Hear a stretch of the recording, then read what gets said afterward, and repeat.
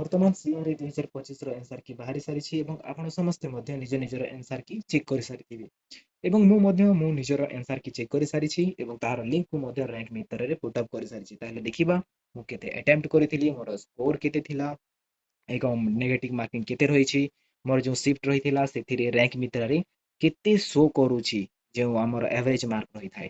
ତାହେଲେ ଯଦି ଆମେ ଦେଖିବା ଏହାର ମୋର ନେମ୍ ରହିଛି, ତାପରେ ଏହି ତାରିଖରେ ମୋର ଏକ୍ସାମ ରହିଥିଲା, ତାପରେ ଏହାପରେ ଯଦି ଆମେ ତଳକୁ ଯିବା ମୋର ସିଫ୍ଟ ରହିଥିଲା 12:30 ରୁ 2 ପର୍ଯ୍ୟନ୍ତ ରହିଥିଲା, ଏହା ରହିଥିଲା ସେଣ୍ଟର ଏକ୍ସାମ ନେମ୍। ତାପରେ ଦେଖିବା ମୋର ଟୋଟାଲ ଯେଉଁ ସବଜେକ୍ଟ ୱାଇଜ କେତେ ଆଟେମ୍ପ୍ଟ ରହିଛି।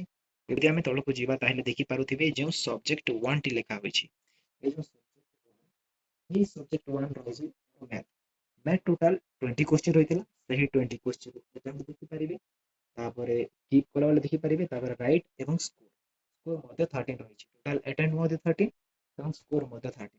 ତାପରେ ସେକେଣ୍ଡ ସବଜେକ୍ଟ ରହିଥିଲା ଜିଏସ୍। ଜିଏସ୍ ରେ ବହୁତ ଖରାପ, ଜିଏସ୍ ଦେଖିପାରୁଥିବେ ଆଟେମ୍ପ୍ଟ 10 ରହିଛି, ସେହି 10 ମଧ୍ୟରୁ ନନ୍ ଆଟେମ୍ପ୍ଟ ତ ମୋର 10 ହିଁ ରହିଥିଲା, ସେହି 10 ରୁ ରଙ୍ଗ ଟୋଟାଲ 4 ହେଇଛି ଏବଂ ରାଇଟ୍ ହଉଛି 6, ଯେଉଁଥିରେ ସ୍କୋର ମଧ୍ୟ 5 କୁ ପହଞ୍ଚିଛି ଦେଖିପାରିବେ।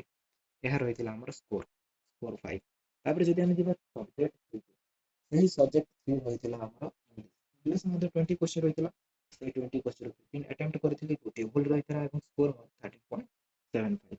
ଇଂଲିଶ ପରେ ଆମର ରହିଥିଲା ଓଡ଼ିଆ ଟୋଟାଲ 15 କ୍ୱେଶ୍ଚିନ୍, ସେହି 15 କ୍ୱେଶ୍ଚିନ୍ 14 ଆଟେମ୍ପ୍ଟ ଏବଂ 14 କରେକ୍ଟ।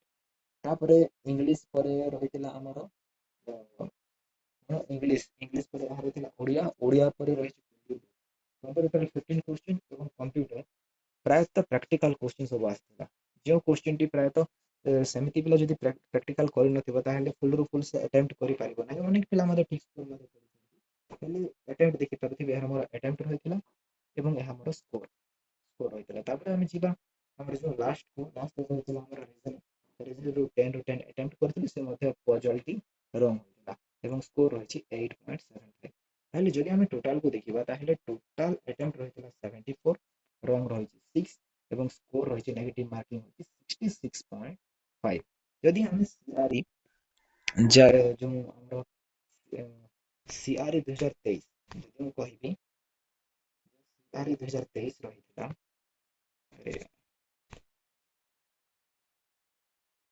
ତ ଆମର ସିଆରଇ 2023 ରହିଥିଲା, ସେହି 2023 ମୋର ସ୍କୋର 65 ରୁ ଏଭବ ରହିଥିଲା, 60 ଟୁ 70 ଯଦି କହିବାକୁ ଗଲେ 68 ରହିଥିଲା ଏବଂ ନର୍ମାଲାଇଜ ହେଇକି ତାହା ପହଞ୍ଚି ଯାଇଥିଲା ପାଖାପାଖି 90। ଏହି ସବୁ ଜିନିଷ ର ମାର୍କ ଯଦି ଠିକ ରହିଛି ତାହେଲେ ନର୍ମାଲାଇଜ ଉପରେ ସବୁ ନିର୍ଭର କରେ।